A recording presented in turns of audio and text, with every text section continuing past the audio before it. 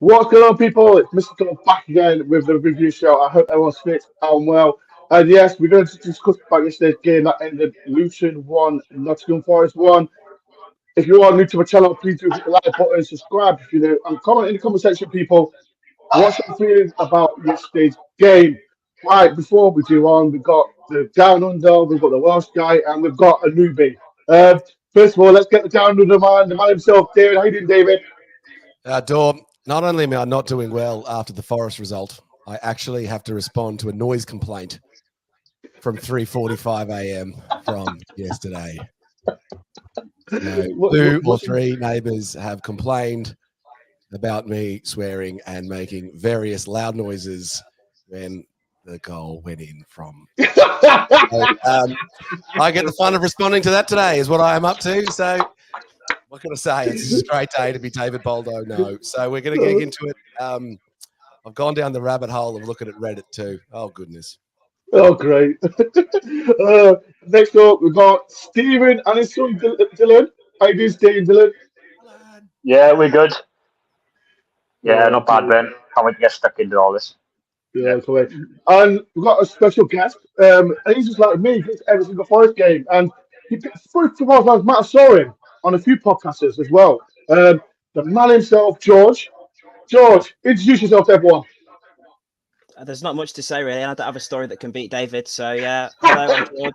Hopefully, no one doesn't hate my opinion so much. But, yeah, I'm from 1865. The Forest podcast is where you can find me the most. But I'm here tonight, so welcome me. Legend. So, people, I said he's on a different podcast. So, if you do want to listen to George, please do. Because Ellie, as everyone knows, Ellie's always on here as well. And I think I've got to say it to her because Ellie will slap me. Ellie's better than George. Just before I forget, because she will give me a little punch in the face. But trick side, it's good to have George. We'll see about that. So people in the chat, please show some love to George, Steve, and David, but more love to George if you can. Right, let's get in the comments. There's comments coming in. Paul, hope you well listened to the radio. I couldn't understand why we didn't put Ribeiro on as an outlet. That's something that we're going to talk about. Chris, even from Jersey, Mr. Dawn Crew, on set pieces, we do shocking lack of nation of the players with the skills come on you, Reds. Chris, definitely. Look, Chris, he's been a fan since 2017. So, thank you, Chris. Colin, hi. Yes, people, if you do want to be a member to my channel, please hit the member sign on as well. If you do any super chat, if you want to get your comments in, please do. Legend, another legend. Hi, Ben, Steve, George, and our other favourite, David. Don't give David. I'm now someone's favourite. Bloody hell, don't give him a big head. Please, David. Legend, anyway. So still feeling we should have games on the over if Lango Rike goals went in, second 2 point dropped. See what Monday brings, definitely, Chapo. That's something that we are going to talk about, and I'm going to do a show tomorrow about it as well. Eve, another absolute legend. Good evening, Mr. Dawes, Steve, George, and David. Hope you're well. I'm starting to join City Ground tomorrow for the game beat Derby 5-2. We missed 1-10. Yes, 5-2. Remember that game so well, Eve, and I hope you're well, Eve. Another legend to the channel. Ryan Dads, evening, morning all is the word gutted. I am gutted. So again, we are going to talk about it. Paul, I hope you're my friend. And another legend, Katie, I hope you and Jackson and the family are all good. So people, like I said, we are going to talk about yesterday's game. Let's get the newbie in. Let's get the newbie in. Let's put this guy under pressure as well. George, what's your feelings about yesterday's game? It feels very similar to how the home game felt, in that Forest controlled for large periods, particularly in the second half, and then managerial substitutions seem to have thrown the game away. And it's so frustrating to come away from that because Luton were there for the taking. Second half, I mean, first half was it ebbed and flowed. Luton had their good spells, and then Forest were dominant in the middle, got the goal when we had a lot of chances. But second half, I didn't feel threatened by Luton at all. I mean, Forest weren't that good going forward, but defensively we kept them out, and we were looking like coasting towards 3 points. And then the substitutions come, which I know Chris Wood had to go off, in fairness, but I just don't agree with the fact that he took Origi off as well. Those two were our outlets, and he invited pressure onto us. And then, I mean, Luton didn't have that many corners or chances, but from them we couldn't get hold of the ball because we had no outlet, no way of getting out. And it was only going to go one way. And it's just frustrating that we had the result in the palm of our hands and we're throwing it away, because we'd have taken a draw before the game. Everyone would have taken a draw. But in the circumstances it does feel very sour. 100%. I 100% agree with yours. Like, let me get Steve's opinion on this. Steve, do you feel the same as George says? Yeah, I thought we were overall slightly the better side. I thought we were in control for large parts of the game. We never looked in trouble, bar the first maybe 10 minutes where Barkley was getting his shots off. I thought, it was only a matter of time before he's going to get one in. But I thought a massive chunk of the game, we never looked in danger. There was only one way they were going to score, I felt, and that was from a set piece. They weren't going to carve us open. I thought we got stuck into them. I did like the application of the players. I thought we did show fight. I love the way Luton players were mourning that we were getting physical. They thought we were just going to turn up and let them just bully us. That Morris up front was getting thrown about, which I liked. I wanted to see that. Yeah, okay, we were getting free kicks, but I wanted to see that passion. I wanted to see that getting stuck into them. The crowd was getting rattled. Murillo pushed that guy flying over the boardings, which caused a bit of a stir. But we turned up in a hostile environment. I'm just glad we didn't show the kind of fear which I was worried we might have. But I couldn't knock the application of the players. It's just, again, frailty from a set piece, and I just felt if they were going to score, it's from that. And we just could have killed. I just said it out loud. It's just a perfect example of a game. Just get that second goal to kill them off, and I think their heads would have dropped. I think we would have won 3 or 4. That's my honest opinion. It's just too clear off the line. Murillo tried to score from 100 yards out. That was absolutely ridiculous. And I thought Sells didn't really have to do that much, bar the odd shot from Barkley. It's just a bit disappointing, Ben. Frustrating that, again, clearly teams now are doing a homework on us from set pieces, and we just need to get tougher on them set pieces. Otherwise, if we are going to go down, I think it's going to be a lot to do with them frailties off set pieces, which clearly teams are targeting now. Because, to be fair, bar the Villa game, teams haven't really ripped us apart. Liverpool have to take 99 minutes. And the way they played earlier against United end to end, it just shows how well we defended in that game. It's just these games are getting frustrating now. It's the odd goal here, odd goal there. It's just switching off. You're just switching off that split second. And even at the level of Luton, you'll get punished at this level. And we just need to sort that out. Last but not least, David just watched the game as well, like you already watched earlier. David, I rewatched the game for Dork. Coming on this podcast, I rewatched the game. He rewatches them. I rewatched the game, but I couldn't get past the 65th minute because I knew what was coming. I have, however, worked out why Forest are not any good at defending set pieces, and that's because in training they only have to face Morgan Gibbs-White's set pieces, and so therefore they're easy to deal with, and they're not actually used to anyone who can actually deliver a ball. There was the okay one that he delivered for Bolly that Bolly didn't quite get enough on with the set pieces. But my reading tells me that the word is that the set piece coach is not actually even with the He's not even in it. This is right. If no one saw Daniel Taylor's little article, what is it, Steve Ross? Something like that? He's not been in. He's not been. Simon Ross. He's not in. Not even with the first team. He's not with the first team. So all this nonsense that we can say, he's not in it. So stop blaming the set piece coach. I'm going to stop blaming the set piece coach. You don't stop blaming not the panel, the chat. Stop blaming the set piece coach. He's nothing to do with us. Dave, carry on, Dave. Sorry, studio. Yeah. So the set pieces. The emotional fragility of Nottingham Forest is so predictable that you even know when the goals are going to go in. You're like, yep, here we go. We're on again here. And it just goes in again. But I think it's less about the manager and more about the player choices. So I was watching Sangare, and this was my big takeaway from the game. I actually think he looked okay for what we've seen from Sangare. He did. But it's still not good enough. He's the highest, most expensive signing Forest has ever had. He should be lighting it up. But instead, we're sitting here arguing, is he even better than Yates?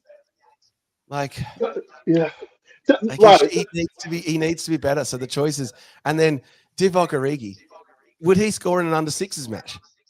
Come on.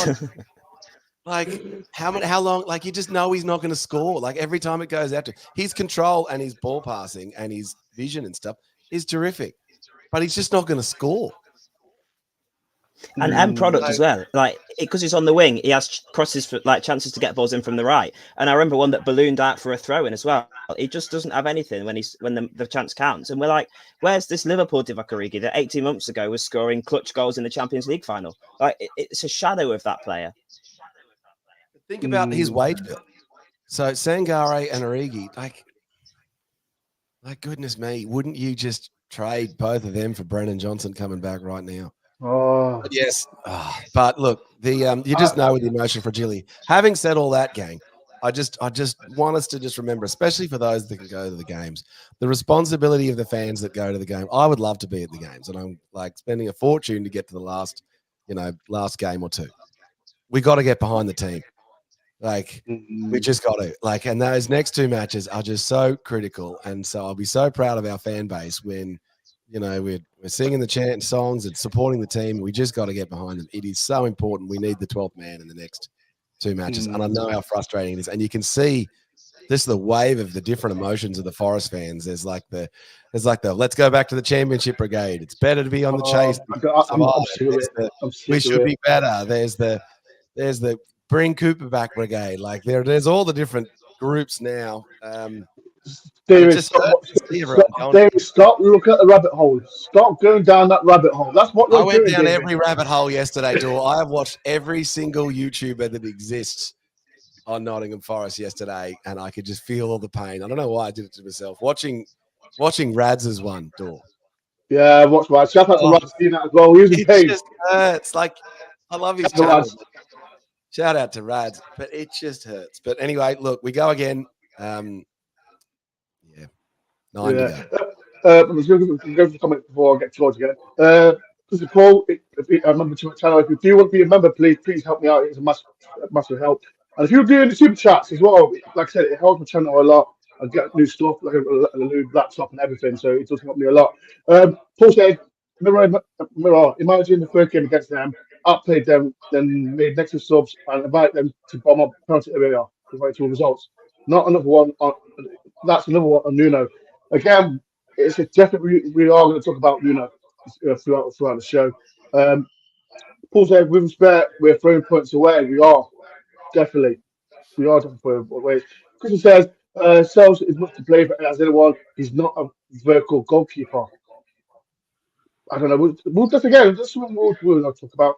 Sells ain't the problem. No, Turner was more vocal than him. Yeah, useless. George, going in. And Raj says, thanks, David. Yeah, shout out to Raj. People watch the Raj video. George, do you think the lineup that Nuno started? Did you agree with it before we see the lineup? I don't think it was too far away. I mean, I find it baffling how Hudson-Odoi has been dropped because he was just coming into form. Like he was exactly the same, George. I said exactly the same. Yeah. He's our only player in form. Come in, actually. Yeah. And he was unreal for that 5 or 6 game period. And then he drops him away at Brighton, which is baffling that he didn't play any width at all. And I thought, oh, yeah, he'll put him back in. And if I was to choose between Elanga and Hudson-Odoi at the minute, I'd choose Hudson-Odoi all day, personally. Yeah, so I find it a bit baffling. Why? Because imagine bringing Elanga on with 70 minutes to play with his pace. Like that would be a lot better than bringing Callum on, I think. But I see why he chose Origi because him and Wood won everything in the air yesterday until Origi went off and they gave Forest an outlet. So I think Yates was a good choice as well. There was always going to be a game for Ryan Yates and Sangare was probably the correct one. I would have probably played Yates and Dominguez because I just think it was a time for consistency maybe and Sangare possibly hadn't played much. And Sangare, don't rattle this guy. This guy's he's gonna come for me in a minute. Right. Don't say anything about Yates. Right, let me make my case. I just think Dominguez and Sangare. Make your case. Go, George. Right, okay. Sangare made a few good recoveries, right? But most of that came after he lost the ball himself and had to bail himself out. So I think positionally, right, the opening 10, 15 minutes and pretty much throughout the whole first half, Ross Barkley had the freedom of Luton in our midfield compared to Gibbs White, who was marked out of the game by the Luton midfield for large periods. And the only time we actually played well in the first half was when we got Gibbs White on the ball. But Barkley had just far too much space. And I don't think Sangare or Yates, to be fair to him, I'll include Yates in that, I don't think they were very aware of his threat. But yeah, I just don't think Sangare, it reminds me of Paul Pogba. Like, he's just a rabbit in the headlights. The game passes him by. And he has good moments. Like, he can have some fabulous moments and do some really good things. But I just think he's not. I choose Yates every day over him, and that's not a very popular opinion. I can see David not very pleased, but I would choose Yates every day. Right, let's get Steve before we get you, David. Steve, do you agree with Sangare and Yates in that midfield? I did. What about you? Before we get David in, keep your mouth shut, David. I think you drink. Go on, Steve. Yeah, I'm kind of glad they started with Sangare, because we've been saying for so long on this show, and other fans online saying he needs to start, and we need to see him now living up to the price tag. As far as that combination yesterday, I agree with George. That was a kind of Ryan Yates kind of game. He did try and get tight to Barkley a lot, and to be fair to Yates, he didn't give that a lot away in regarding free kicks. He did try and rattle Barkley 3 times, but I agree. Barkley, especially in the first half, he just run that midfield, and we just didn't get tight. Now I can see where I can imagine what David's going to say. Now Dominguez, I think he would have rattled Barkley more. I think he would have been on his toes a lot more. He would have got closer to him. So that combination, I can see why he went with Yates and Sangare, but I think, looking back, maybe I would have gone with Dominguez and Sangare. Because I think with Dominguez as well, he is a bit of more of a ball player as well in Yates. And that's, again, not knocking Yates. We know what he can do. But then again, we could have brought Yates on for the last 20 yesterday when Dominguez gets tired, and Yates would have shored it up and got tight to Barkley and done his job. So maybe I would have gone with Sangare and Dominguez, just because Dominguez, like I said, gives you that ball playing side of it as well, where Yates unfortunately doesn't. So I can see why he went with Sangare and Yates, and I agree. He should have started Hudson-Odoi. I would have gone with Hudson-Odoi on the right and Alang, or either wing. You start Wood. You've got to play with 2 wingers. You've got to out and out wingers. And I go on record to say when Wood went off, the game changed. The game changed, and that's what we are going to talk about later on, because it frustrates me a lot. Right, David, your turn. Go on. Let's see what David's going to say. Well, I was actually going to look up the Ryan Yates performance. So it's 51 games without a goal for starters from Ryan Yates. So it's not like he's contributing goals like he used to in the Championship. He just lacks the creativity in the Premier League, and he just can't unlock a defence with a pass. And then you point around, Yates locked up the midfield. It's like Barkley was carving him up in the first 15 minutes. So he did. I agree with you. Agree on that, yeah. So I'm just not sure what we get. Like you say, it's a Ryan Yates style game. And it's like, well, if it's a Ryan Yates style game, then why wasn't he the man of the match? Like, I'm just not seeing enough. And I want him to be successful, but Sangare did look better. And then I would have gone Dominguez. I just think Dominguez offers us more an attack. And to the point, the reason why we say that we lost is that we didn't put them away because we didn't score enough. I think if we've got a little bit of the silkiness of the Dominguez's passes, I think that maybe creates an extra chance or two. And to the point, I agree with George that actually, bringing Yates on at the end with 20 minutes to go would have actually been pretty useful. And so if you think about it, bringing Yates on when we're 1-0 up would have been quite a good move. He would have been a good player to bring on. So, but we do love Ryan Yates. He is the captain. So I don't want to. It doesn't sound like you do. Yes, no, he's getting it. People in the comments, hit the like button for that. Please hit the like button for that. Do you know what? He's just not good enough, guys. He's just not good enough. But if that shot at the end just missed the post by inches, if that went in, he would have had man on the match. If that went in. Yeah. Can I just say, on Yates, right, I think he's better on the ball than people give him credit to, because he doesn't play it forward. He's not progressive, but he keeps hold of the ball. A lot of midfielders we've got, like Danilo, when he goes in there, give the ball away every time they look forward. So at least Yates is progressive and he's quick with it. And I think a reason why we sold Mangala is because he was too slow on the ball. But Yates gets it and offloads it. And that's sometimes what we need. I think Ryan Yates is a safe player. He picks a safe pass. Conservative. He plays a safe pass. Yeah. But it's better than giving the ball away, which is what Sangare Yeah, I think he doesn't. Yates doesn't play with any risk at all. He won't try and play a diagonal, or he won't try and play. He will play try and play the odd through ball, but he'll always go for that safe pass. So I think Ryan Yates knows his own ability, and he knows he's not a Steven Gerrard and them kind of players who can just 80-yard passes onto someone's chest. He knows his own ability, and that's what I like about Yates as well. You can just tell he plays within his means. Mm. I think we shouldn't have sold. Can we talk? Should we have sold Mangala? Dor? I know I was very pro selling Mangala at the time, but I think. But then again, how many goals and assists did Mangala have? He scored one. He scored one. That was against Aston Villa. I think he did. I might be wrong. Yeah, he scored one. Yeah.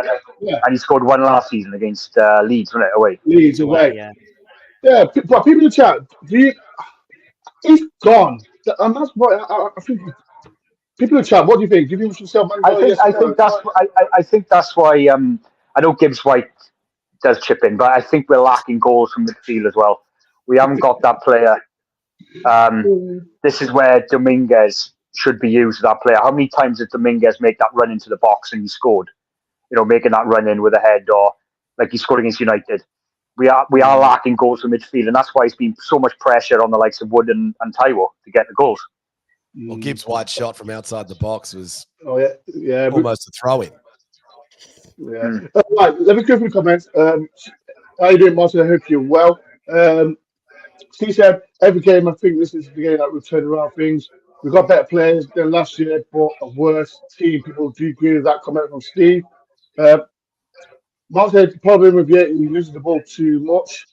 Yes. This comment from Johnny Jones is a better looking Brennan Johnson. People in the chat. I tell you what, right? Last season, Brighton away, I think I was buying a pint or something, and Brennan Johnson baby started stringing out, and everyone was pointing at me. So I've had that comparison before. People in the chat, do you think Jones is like Brennan Johnson? David, if you're watching it, David Johnson, if you're watching this, Alison, if you're watching this, do you think he looks like your son? Long lost son. Yeah. My dad used to fit their sky boxes as well, so there's a bit of that, yeah. Bloody hell. So, it's okay. Big head. He's probably getting a big head now. New to the channel. He's coming into the channel with a big head. Well, people, please do hit the like button if you call us 72 people in as well. Please do hit the like button if you can. Right. The question is, did Nuno get it wrong? Let me start with you. Let me start with you, George. Did he get it wrong with subs? I think 100%. So Chris Wood had to come off, right? Everyone's acknowledged that. Whether he was injured, fatigued, whatever, Chris Wood comes off. Okay, I get that.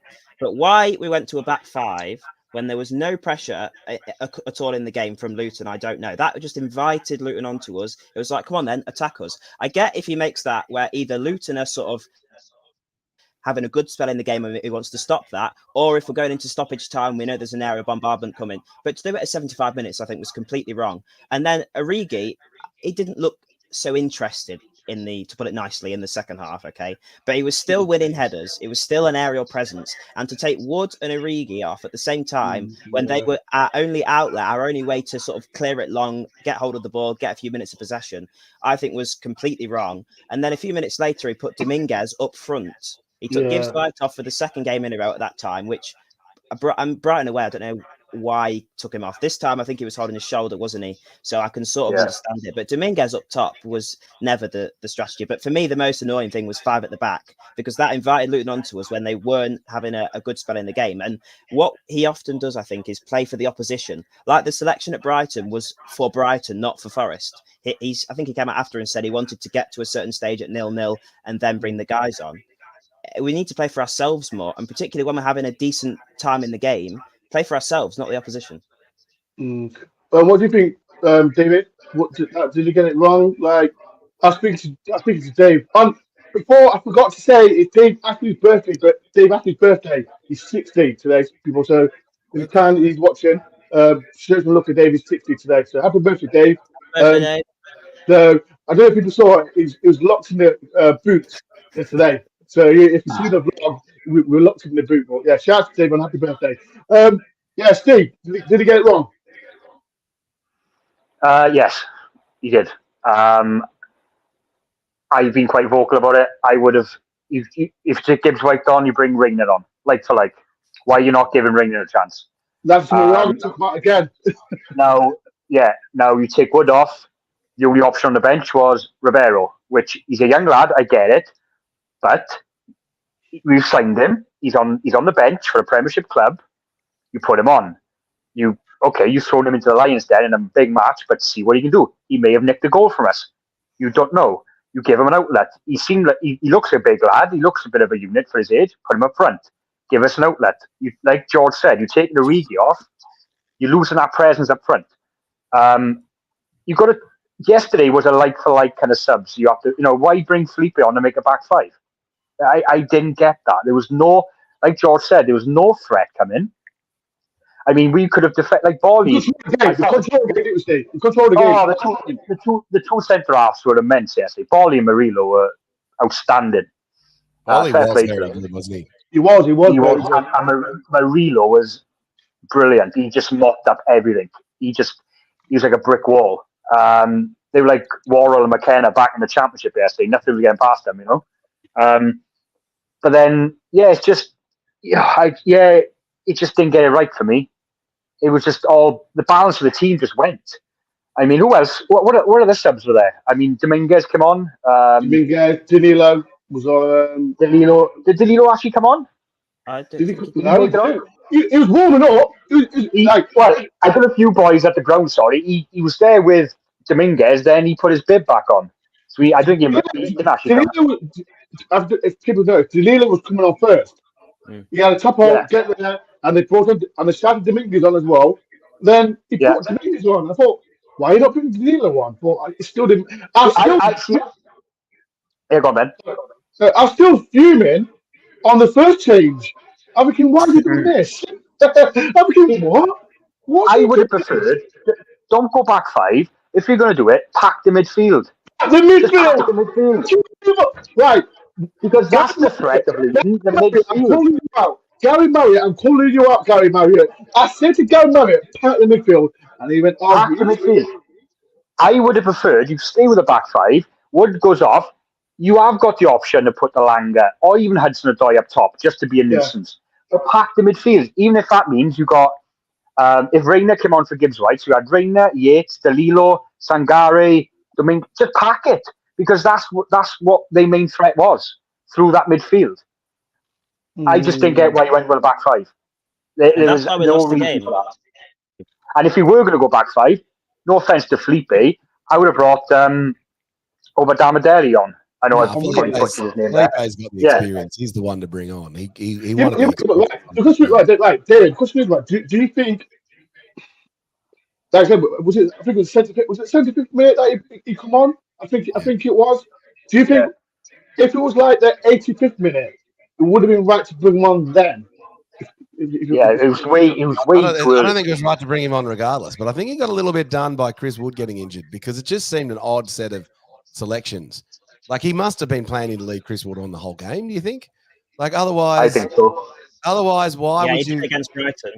Yeah, because otherwise, if you knew Chris would have to go off at 60 minutes, then wouldn't you keep Origi on the bench and bring Origi on in the last 30 minutes? Is actually what you would do. Yeah. So, given that you've got that scenario, like we're kind of second guessing him a little bit. It just seems a little bit early, but I just think you've got to factor in the emotional fragility of Forest.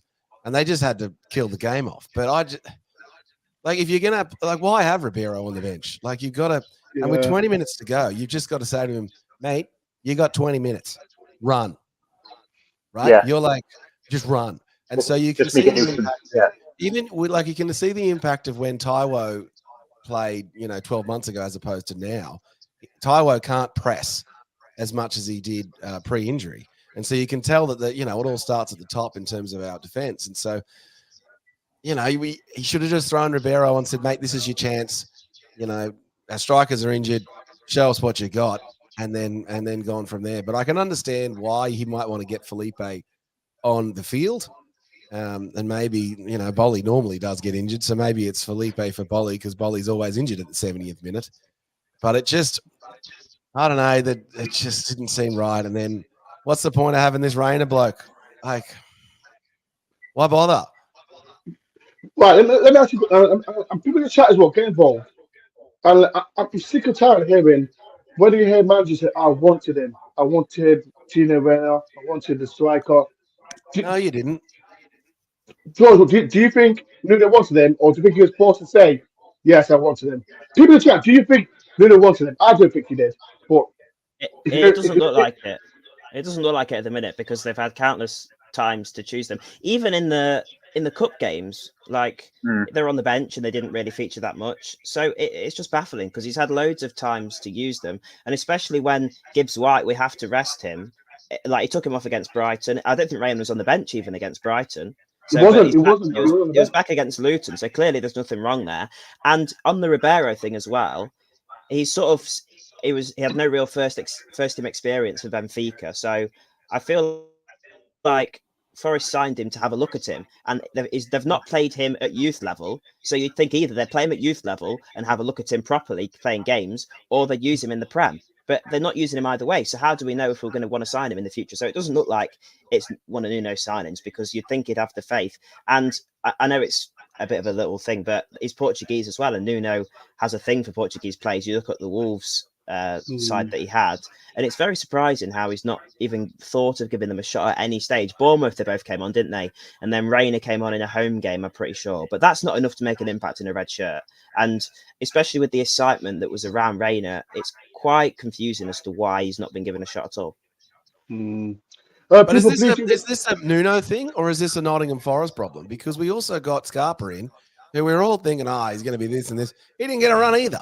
And that was 12 months ago with a different manager. So are they just signing players and thinking, we need this type of player? Yeah, and you look at Loic Bade, who we had, and then went to win the Europa League with Sevilla, but didn't play a game for us. But, I mean, I'm sure there's loads of examples, but...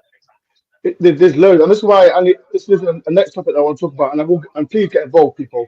We've got to talk about Nuno because it's another defeat. It's one win in the league this year. And let me ask you, George, and I think I've asked the panel so many times, and people in the chat as well. What's your opinion on Nuno, George? Are you impressed with him? Was you happy with that Forest got in? What's your opinion on him? I think there's been an improvement on Cooper, like undoubtedly.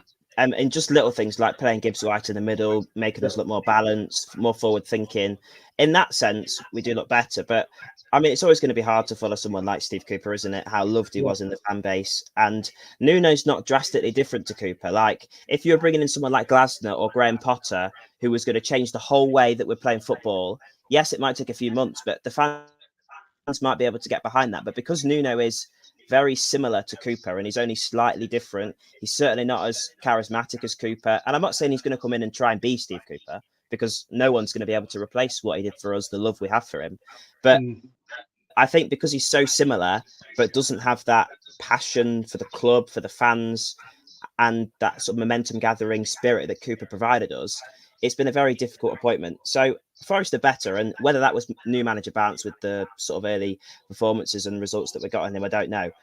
If we'd have finished, it's a story of finishing chances at the end of the day, because if we'd have stuck a couple away at Liverpool, if Origi could see where the goal was and put it in the back of the net against Brighton and Luton, then we could be talking about Forest having 10 more points and Nuno really revolutionising Forest and taking us to survival. I think in the long term, it maybe isn't the right answer, but I see why we brought him in till the end of the season, because he was similar. It wasn't the time to change everything, but he's got us playing better.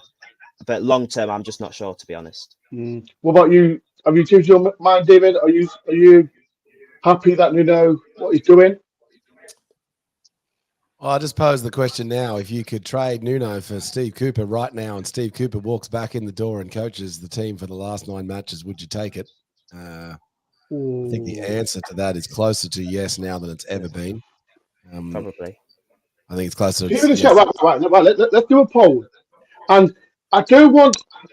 I hear... I'm trying to say it. I hear people saying it was a Cooper-esque defensive-wise. Why do people still mention it was a Cooper-esque? It wasn't Cooper, it was Nuno. So stop mentioning people about the Cooper-esque business. So I'm not going to mention it on the podcast that said it, but why do people mention about it? But people in the chat, do you agree what I'm David not sure said? that I'm necessarily. I'm presenting that as a talking point. They are extremely similar in terms of managers, and to the point around, I think George, your comment about the love that Steve Cooper had for the club and the fans. I think Nuno understands that if he tried to fake that, it would come off as disingenuous, and so he's respectful of that relationship and has been mindful not to, to try and win the fan base over and not be, oh, well, he's just kind of BSing us and he doesn't really kind of feel it the same way. And I think he's kind of acted appropriately in that case.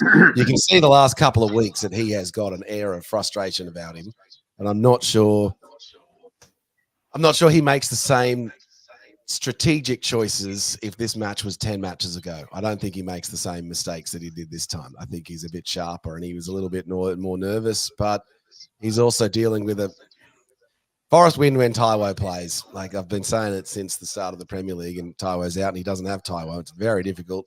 As John Dunleavy says, management's hard. So I don't know. Look, I think we've got to run with Nuno. We've got to run with Nuno. We've got to get behind him. But I wasn't saying that. Sorry, no, I know. Sorry, George. I'm not saying get rid of Nuno. We've got to get behind him because he's a Nottingham Forest manager. Yeah. I've always when he arrived at Nottingham Forest, I said he's got to outdo Steve Cooper. And Cooper's in the Premier League. But what myself witnesses and everyone else witnesses, it's different opinions. But what he done yesterday, it was like a Cooper-esque. But I don't want to keep mentioning Steve Cooper because it's Nuno. If people understand what I'm saying, it's like we need to stop blaming Steve Cooper. It's Nuno, and I don't want him to get sacked because I don't want to go. Do you remember? If people remember the Lee situation, didn't they get the manager? We got sacked the manager with 10 games to go, and now look what happened to them. I'm trying to get behind Nuno, but he's not impressing me so far. But what about you, Steve? Do you? What's your thoughts? If you remember back then, when we all kind of felt Cooper was going to get sacked, I said in the show, whoever comes in has to do a few things. They have to hit the ground running, which, to be fair to Nuno, he did, and it has tailed off a bit. I also said they're going to find it very hard to get that rapport and that togetherness like Cooper did. Now, what I would say, Nuno strikes me as a very frustrating manager, yes, because of all the VAR and the refs and so on, and we lose him by the odd goal. I remember one thing, only bar Villa away, which, to be fair, in that game we came back after being 3-0 down, we haven't really taken a massive smash in or a tonk in by anyone. We haven't been completely blitzed by anyone since Nuno's come in. I would say that. Like I said about Liverpool, he had to take 99 minutes and a referee scam to beat us. So you can go through each game, and the odd goal here, we've been losing 3-2. Now, he said something very interesting in his interview. I don't know if you've seen it. He said, I think it was prior to the game yesterday. I did like it. You know, after the game, Steve? After the game? No, before. They said, he mentioned that we've gone from scoring goals, but conceding goals, to now not scoring, but losing by the odd goal.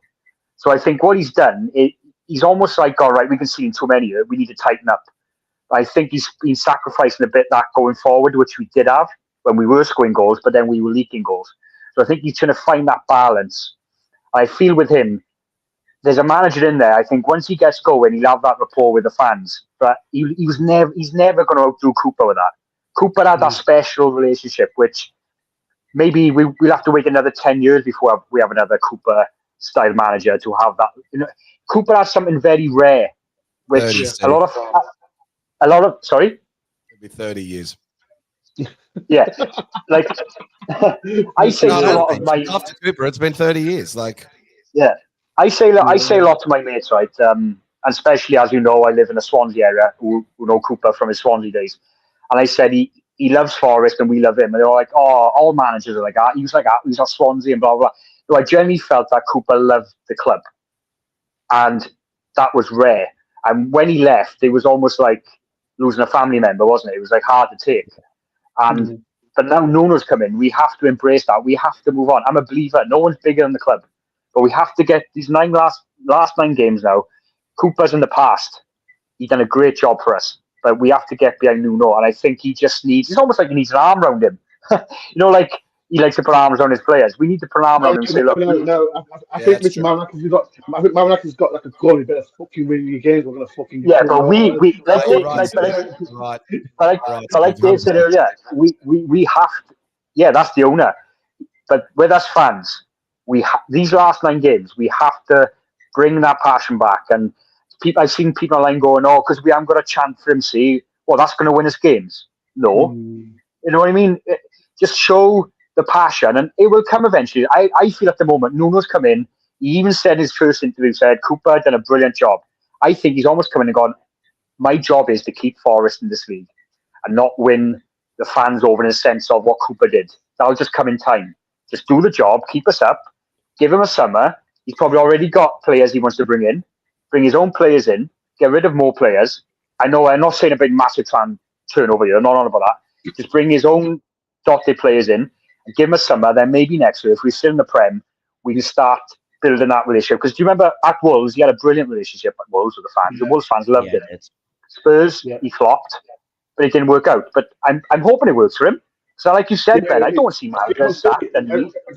You might remember he got sacked at Saudi Arabia. I think he was with he won the cup out there, though, didn't he? Yeah, he won a cup.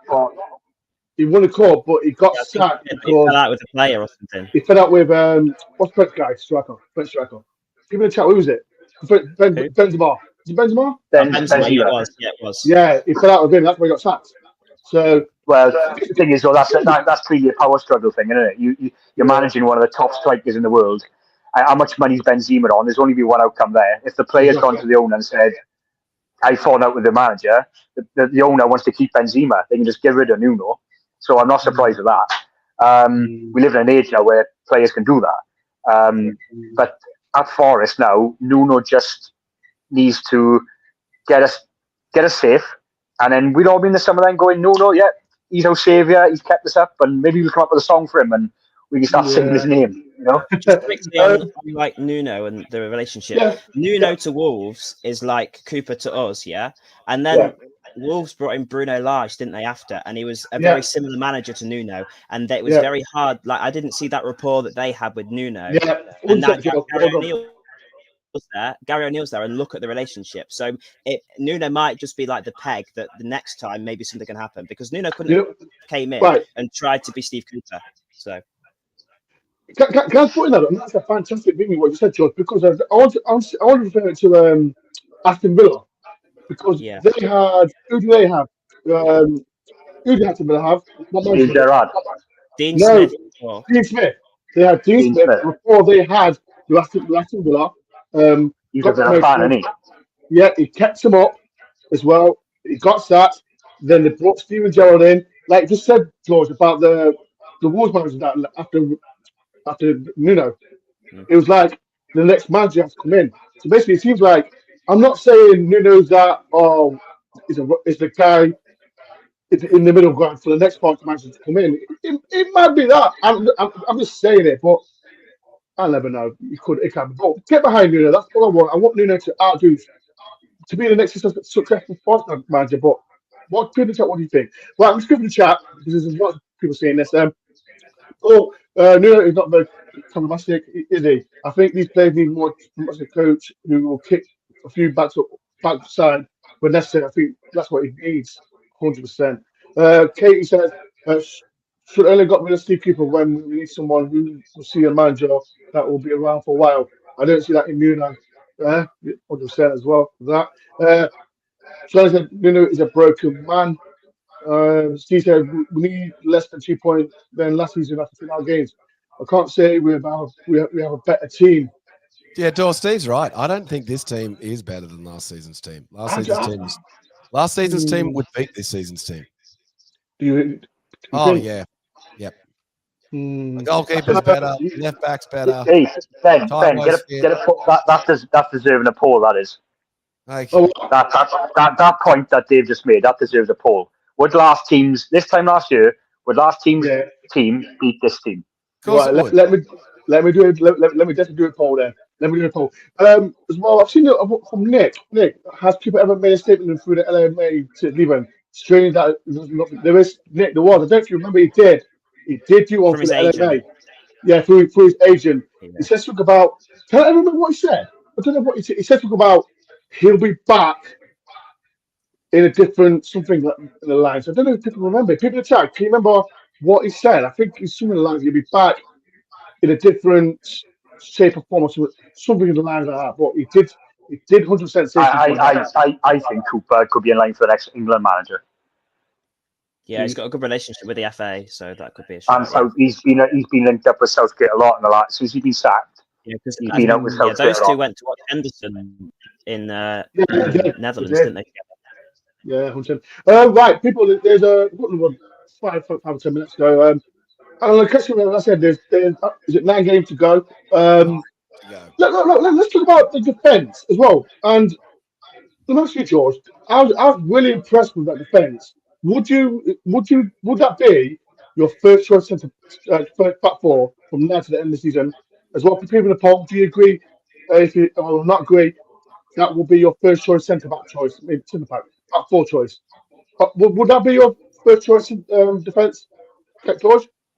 I think for me, and this might divide opinion, I think Nuno Tavares would come in if he was fit, because I think the last few games that he played was the best he ever did, and he offers a bit of variation where Toffolo, I like Toffolo and he's done well to get himself back in the side, but he's a bit one-dimensional in that he'll overlap and he'll put a ball in, whereas Tavares can do that, but he can also underlap, he can drive inside, he can find a pass inside, and I think defensively there's not much between them, so I'd have Tavares in the middle. Murillo obviously picks himself. I think Carlton Morris was very quiet yesterday, largely because of Murillo. And then I think it's very close between Bolly and Niakate for who goes there. At the minute, you'd probably choose Bolly because of the aerial presence that he has, the experience in the Premier League. But if you chose Niakate because Bolly was a bit tired or something like that, I don't think there's much between them. I think Omobamidele, I haven't been as impressed by him as a lot of the fan base have been. I think he's done okay. Okay, let me finish. Let me finish. Okay, Liverpool, yeah, he was class. And Liverpool, I saw everything that I'd want to see from him, okay? But I think next to Murillo, you've got to have someone that can win a header. And Omobamidele doesn't consistently win a header. And that we get bullied in that area. I think on the ball, he loves to pass to Murillo. Like, that's his safe option. And I don't think he goes into many other areas, and then the only thing he has over the others is pace. And Liverpool, that's why it worked, because he had pace. Him and Murillo could be higher, and in the air against Liverpool, he was class. I won't deny that he was brilliant, but I don't think he consistently brings that. So for me, it'd be Bolly or Niakate, but Bolly as the preference, and then Williams can't get dropped at the minute. I know Aina's maybe back to fitness, and maybe you'd put him at left back, but you can't drop Nico at the minute. He's been fantastic. He's everything you'd want to see in a Forest left back, and it's the form we saw at the end of last season where he really cemented himself as Forest left back. I think he got injured a couple of games before, but I mean, I remember him at Liverpool, and I know we lost the game, but he was absolutely class at Liverpool away last year, and we're really seeing that form at the minute. So yeah, for me, I think that'd be my back four going forward. And quickly on set pieces, I know we're not talking about that, but why Toffolo doesn't take them when he's on the pitch is beyond me. Because Gibbs White can't hit the first man. Hudson-Odoi took them once Gibbs White was off the pitch. So why Toffolo, when he's proved time and time again he's the best crosser at the club, doesn't take them? I don't know. 100%. Shout out to I saw Nico Williams' dad before the game, so shout out to him. He still watches my channel, so shout out to my guy. David, the question is, and people in the chat as well. Chris Wood scored yesterday. Do you think he's the man to save Forest and keep Forest up with his goals? Now Towell's out. Yeah, he's going to have to be. And so he seems to have a confidence under Nuno that he didn't have under Cooper, and he seems to have a belief, and the team seems to be set up around him. I would point out that he probably should have scored with his left foot, not his right foot, yesterday. But other than that, I think he's got to be. And I've been calling for Chris Wood to be the man to get us home. So hopefully he can come back. He's just got to be that. We got no other option. So yeah. I was just going to say, George, I 100% agree with you on everything you said on the backline thing. I think all of those players are correct. 100%. I didn't want to agree with you but I just feel like I've just got it just You right. had to, David. You Well, had actually, when you're right, you're right. So I just thought you were right. But, yeah, well, no, David, why don't you agree with me? You don't agree with me. Why don't you agree with me? sometimes. Sometimes. You Sometimes. don't, yeah, Chris sometimes. Wood, he's scoring goals. Like Yeah. I saw someone in the comments, no one else, who's as far down as us has got a striker like Chris Wood. I don't know whether they were being ironic, saying, then no one else has a striker as bad as Chris Wood or a striker as good as Chris Wood. I was trying to work that out from the nuances of what they said. If you can go find that one, Door, you can bring it up.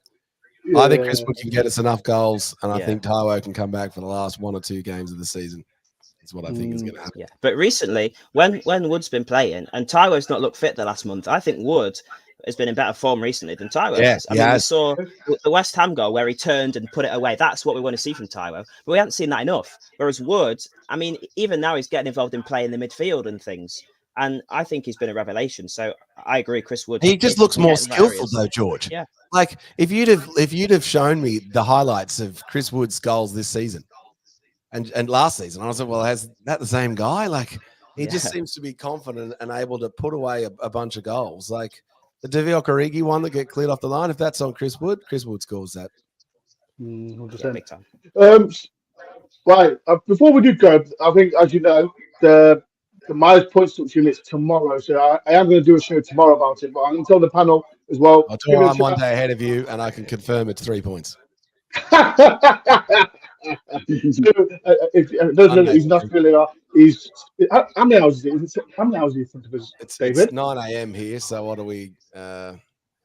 Well, so David, so if you do want to know, message David on somewhere. Go and find him out. He'll know before anyone else. So, before, like I said, people in the chat, how you feel about the point restrictions? If it's 4, no one knows. We don't know. I don't know. Before people think I do know, I don't. The points deduction, Door. Can I just talk? I wanted to talk about this on this show.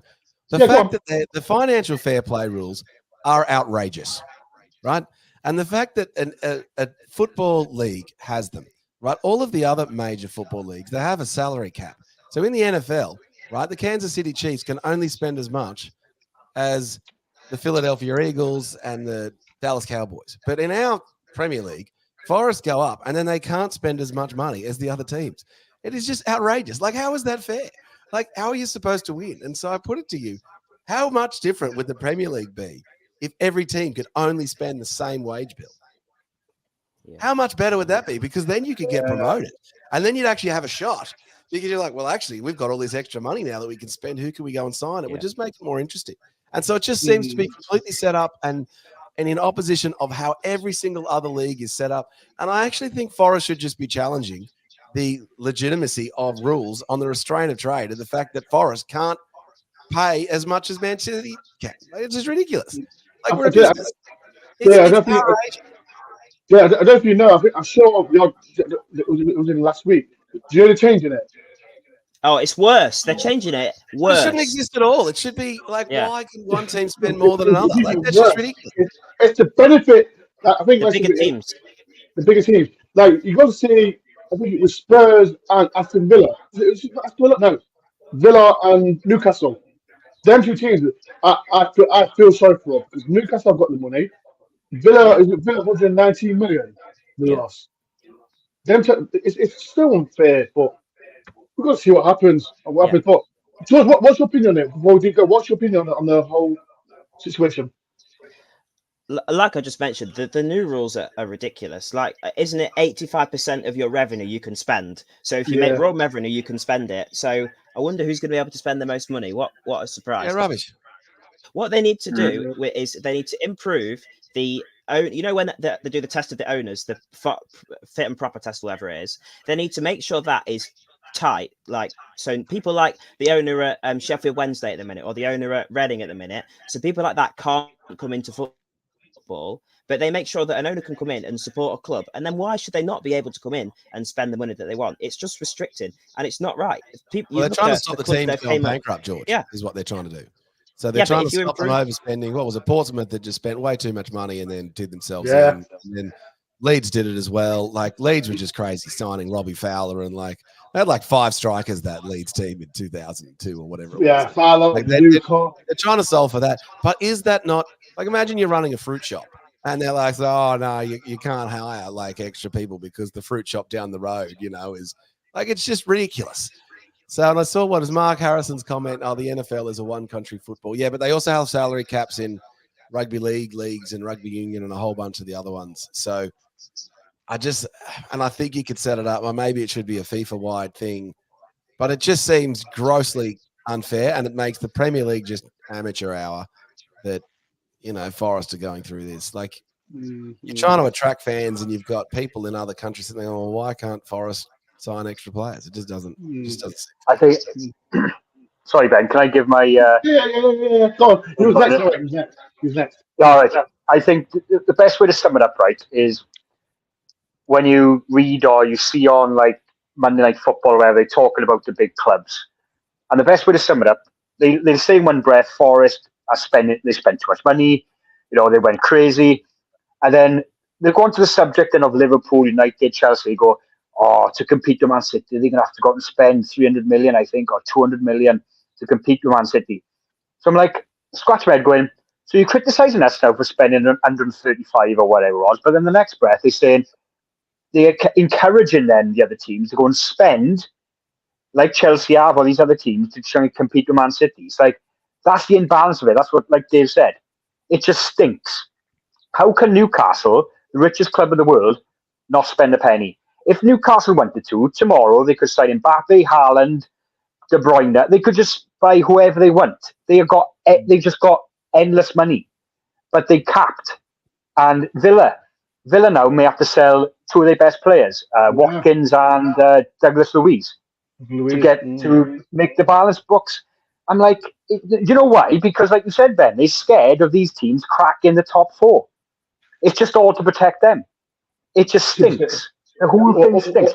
And or scared, or Steve, become scared because of the Super League and all that nonsense. Yeah, and they don't want these teams. Maybe the Super League is a good idea, Ben.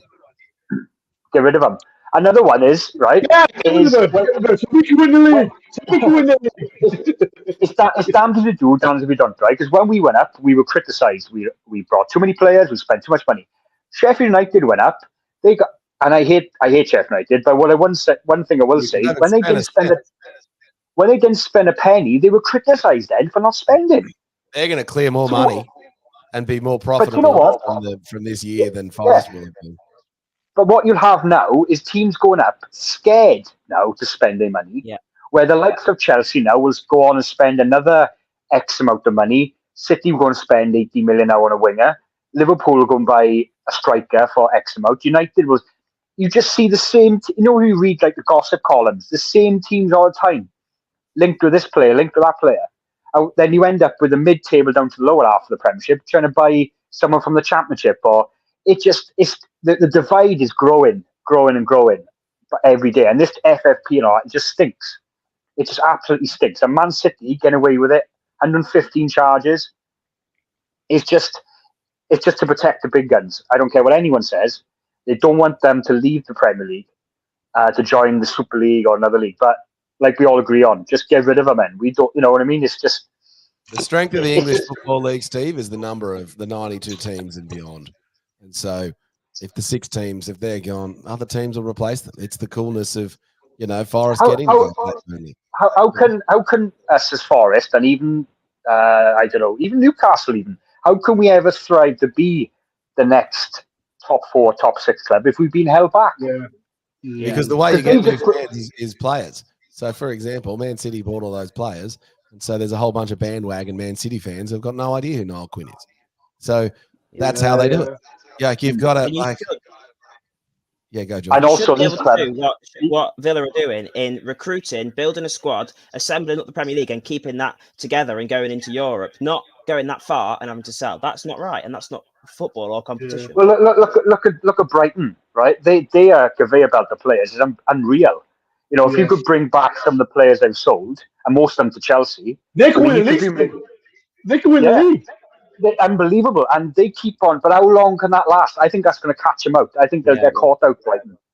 And look, I mean, no, I don't think it will. Ben, you can only do that for so long. You can't keep working. Look, right, let me give you one example. Southampton. Yeah, but Look at the team they could have had, and look at who they sold, and the 11 could have been unreal. Walcott, Bale, Ward-Prowse, at that peak. Van Dijk. Yeah, but that's from the academy. Yeah, but Steve, that's from the academy. What I'm saying, they're buying players from out the way who no one knows, and after 2 seasons, the fantastic players, and now getting 100 million, 50 million, 75 million for these players. So I don't. But Ben, how long could you keep on doing that? You selling club, like I said, Southampton it catches up with you. There's only so many times you can pluck a player from that league. I mean, if you do it the odd time, fair enough. But if you keep on doing that, it's going to dry up, and eventually, it's only one way, and you're going to go down. 100%. Right, before we go through the comments, listen, this is a funny comment from Paul. One of the people has done it doing a steep, but Billy Davis, and returning to his unfinished business. Like, no, I don't want. No, he's done what he did, and we would love him, but please don't. If it went down though? Oh, I was thinking that, George. Oh, George, why have you done this? Why have you done this? I thought I'd throw it in there. If that happens, the Steve Cooper haters will have a little cry and that. I would love him if he did it. I've got to be careful what I say. You know what? I don't care. Actually, I do what I want. I would love him if he come, but we're in the Premier League. I want to move forward. But if we got relegated, that's a different show that we'll talk about. If it did happen. Next question. Sorry, George. I touched the question, George. You're never going to have to do that episode, Dor. Huh? You would never have to do the episode of What If I Exactly. See, Davis helped me there. Thank you, Dave, for that. Right. Can I just say one thing quick before we go? I did highlight it earlier. Chris Wood is going to be one of the most important players from now to the end of the season. He's going to be key. I'm telling you straight. That's my opinion. Let's hope he's fit after the weekend. Yeah. Get as many hamstring massages as we can. Who would have said that 8 or 9 months ago? And I would say the positive out of Nuno. And to be fair, the one thing come out of Nuno, positive, is he's brought the best out of Chris Wood. And he played knows how to play in the right position. Yeah. Yes. They're the two biggies. And Tavares has surprised me because I thought he was trash at Arsenal. But to be fair, him and Hudson-Odoi link up, we've missed. And Nuno Tavares carries us up the pitch, which we've missed. And like George said, I like Toffolo, but with Tavares, he offers us something different. I know his shooting is dreadful, but he does offer us something different going forward. And I think them two that's players. The thing about the manager. The manager sees something in a player and he'll stick with them. And that's what I like about him. Under Cooper, you could have 1 or 2 bad games and be dropped. But Nuno sees something in a player and will stick with him. 100%. Right, I think we end that. We've just got over the hour show, and it's a great show as well. But tomorrow I will be doing, like I said, we are looking to see if we do get a point deduction. Definitely we'll do the show at 9 o'clock as well, so watch out for that. But it's been a pleasure. Thank you, George, for making your debut on the channel. People in the chat, show some love to George. Don't give some love to these two. The British channel is too much. But George, it's been a pleasure. But George, tell everyone if people don't know, what other podcast that you are on, so people can listen to you and Ellie. Shout out to Ellie. And Ellie. Ellie's the main one, clearly. Ellie's Door's favourite, so you can go listen to Ellie, not me. It's 1865, the Nottingham Forest podcast, yeah. And Jamie does it as well. Your mate Jamie's on it. Hey, don't listen to me. I don't like that anymore. I don't like Jamie Martin anymore. I miss Jamie. He's doing something on the show as well, so shout out to Jay as well. But make sure everyone likes it. I will put his podcast in the link in the description, so please go and watch them as well. He's up and coming. Please show some love as well to Man George. Show some love to David as well. It's up and early as well. Not as early as normal. Oddly enough, I actually think Des is actually your favourite of all the people who come on your show. I don't like Des. I don't like Des. I've had enough of Des already. Yeah, I don't like Des. If you watch it, I don't like him anymore. But shout out to Des. Make sure everyone donate to his as well to his run. He's done, I think he's done another run today. Another run. He's crazy. He's great. We've got more listening to the 86 podcast. Yes, Mark. He's on it. But yeah, shout out to Mark. But yeah, it's been a great show.